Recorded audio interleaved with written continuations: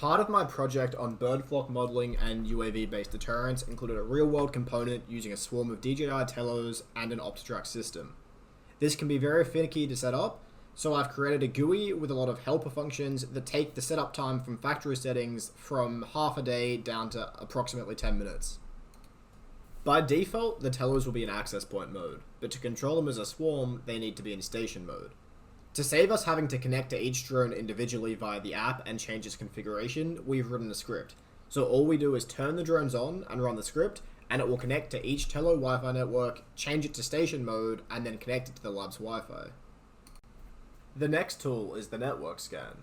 This finds all MAC addresses belonging to DJI telo drones that are active on the network, and then records their MAC and their IP address in a persistent JSON configuration file, so that we can then select the drones easily.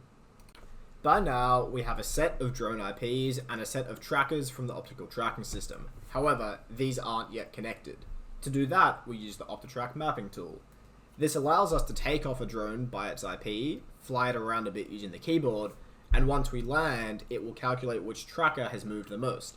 It will then connect that tracker to the IP that we're flying in the JSON configuration. We use a pop-up to inform the user what has been connected, and also to check if we would like to override the previous information. As the drone's IP addresses are not persistent, this can end up saving a lot of time.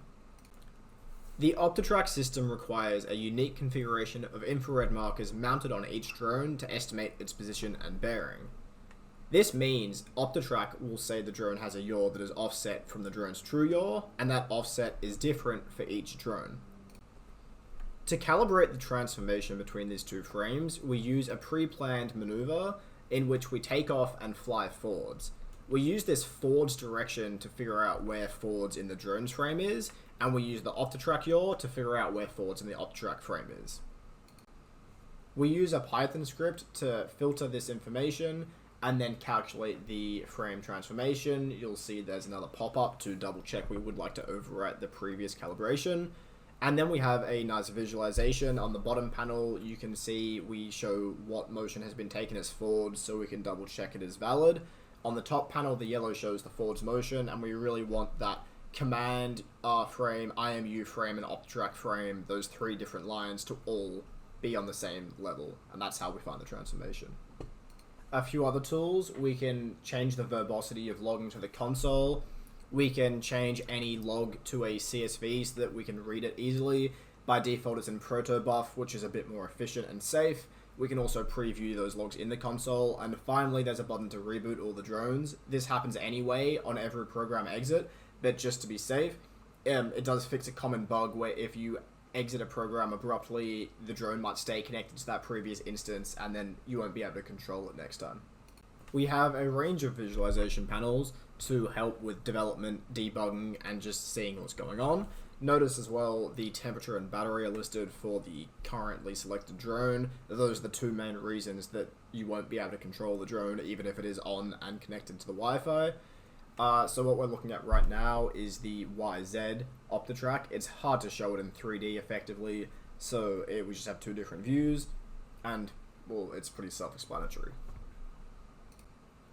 I should note right now we're in log and control drone mode, which isn't really doing anything. We're just controlling the drone with our keyboard. It's being logged as everything is.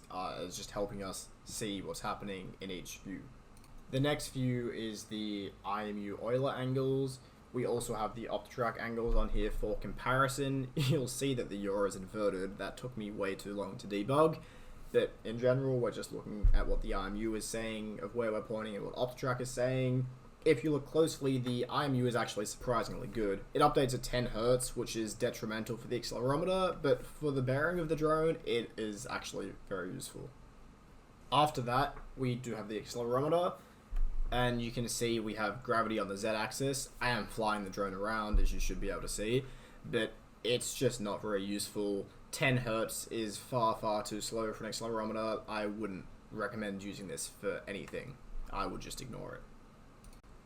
Next up is velocity, and somehow the velocity reported by the IMU is actually good.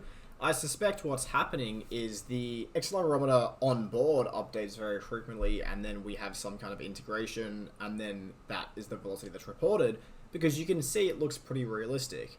I still prefer to use differentiated off-the-track position over this velocity, but it's a good backup to have in case the optical tracking drops out, or of course if you're doing something without an optical tracking system, it is sufficient. Finally, you can see the height reported by OptiTrack and the barometer. The barometer is not good. It is on a much lower scale to the actual height, which obviously can be scaled, but it has drift that is substantially larger than any fluctuations in height that you'll actually experience. So again, I think the barometer is just something to ignore, but if you want to look at height, say for your PID controller, it's useful to check that on OptiTrack. And speaking of control, I will be adding further panels to tune the state estimation, feedback, and controller for the drones, but that will be a separate video. And finally, if you're interested in what the CSV logs look like, you can pause here. We split them up into IMU, OptiTrack, and control just for readability. The IMU has a lot of information, not a lot of it's very useful, and then OptiTrack we don't save pitch and roll because we can't control that, so there's not much point.